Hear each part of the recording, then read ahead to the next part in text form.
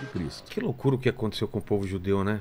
Eles eram escravizados aqui, escravizados ali, e aí acontece o Holocausto. É uma. Não, e você. Não é uma. É uma coisa que tem que ser entendida certo, porque é o povo escolhido de Deus, e por causa disso eles sofrem tudo isso, essas pressões. Assim, o ódio de Satanás para aqueles que Deus ama, porque Satanás sabia que dos judeus viria o Messias. Então, todo o tempo, Satanás tentou destruir. Veja, Satanás, ele é um ser muito poderoso, muito inteligente, mas ele não é onisciente, ele não sabe de tudo. Agora, ele sabia que viria um libertador. Viveu muito tempo, mas ele não lê pensamentos e nem sabe do futuro. Do futuro. Mas ele tinha uma profecia, porque em Gênesis 3,15, depois que ele leva o homem à queda, Deus vem, traz uma palavra tanto para Adão, quanto para Eva, quanto para ele. E ali em Gênesis 3,15, Deus já avisa, olha, você vai ter inimizade, eu vou pôr inimizade entre você e a mulher, entre o descendente da mulher e o seu descendente. Aí diz que tu lhe ferirás o calcanhar, está falando da morte na cruz, mas ele lhe ferirá a cabeça. Ali a primeira profecia. Não é da serpente que ele está falando? Está falando... Então, que a serpente vai ferir o calcanhar, ou seja, vai ter uma pequena vitória, aparentemente...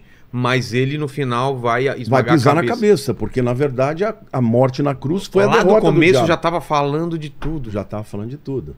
Então, ele sabia que vinha um cara, que vinha um escolhido que ia acabar com ele.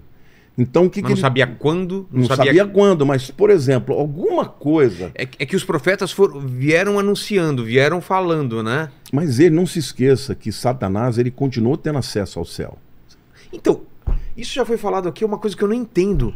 Como Satanás... Porque a gente aprende, ou pelo menos entende isso, que ele está preso no inferno. Então não está preso no inferno. Não, ele é o príncipe, Jesus chama, o príncipe da potestade do ar. Paulo chama príncipe da potestade do ar. O primeiro céu é o céu do firmamento. Esse céu azul que a gente vê. Esse céu que a gente vê. É. Anda de avião e tudo mais. O segundo céu é onde está o império das trevas. Não é uma coisa...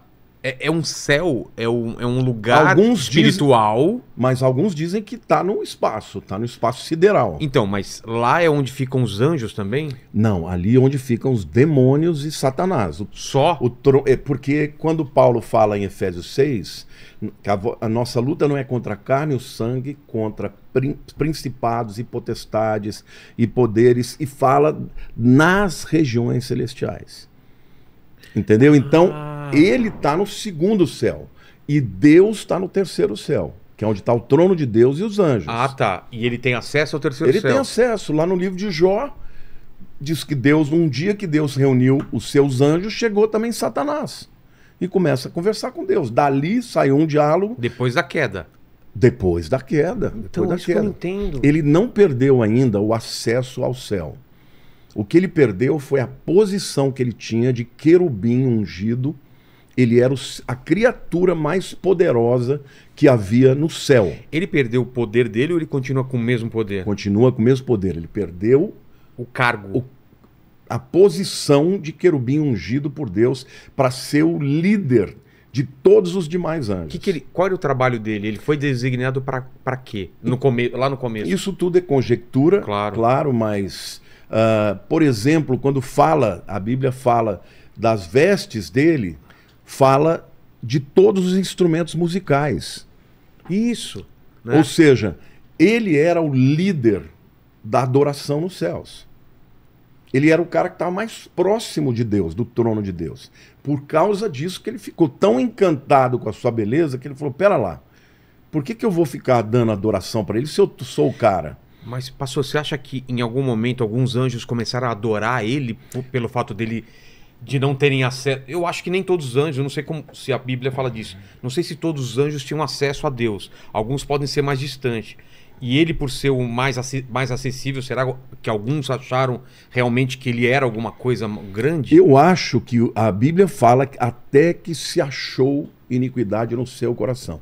Eu acho que começou nele. Nele, né? Mas ele conseguiu convencer 1/3 dos anjos.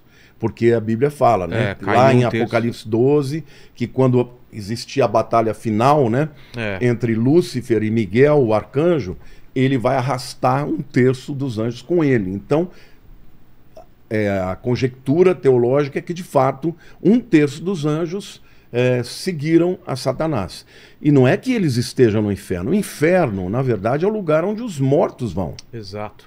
Entendeu? Hades, né? O Hades, no Novo Testamento, Sheol e Sheol é o mesmo. É o mesmo lugar, coisa. só que o Hades é a palavra grega que traduz a palavra hebraica de Sheol. Então, eu diria assim, que Satanás, ele está completamente livre, agora o reino dele, vamos dizer assim, o império dele está no segundo céu. E por que ele tem tanto poder? Tudo isso vai ser conectado com o final. Eu tô querendo ir lá para trás pra gente ir pro final, né? Pro Apocalipse.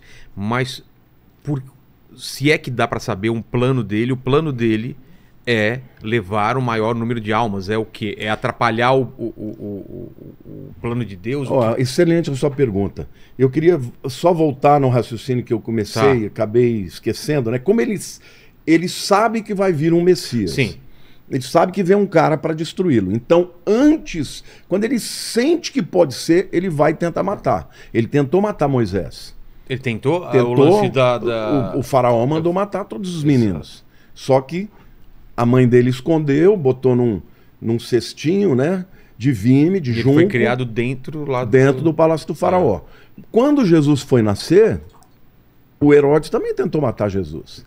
Então, ou seja, Satanás, quando ele sentia que havia uma possibilidade, ele vinha para com tudo. Só que Deus nunca permitiu que ele, né, estragasse o seu plano.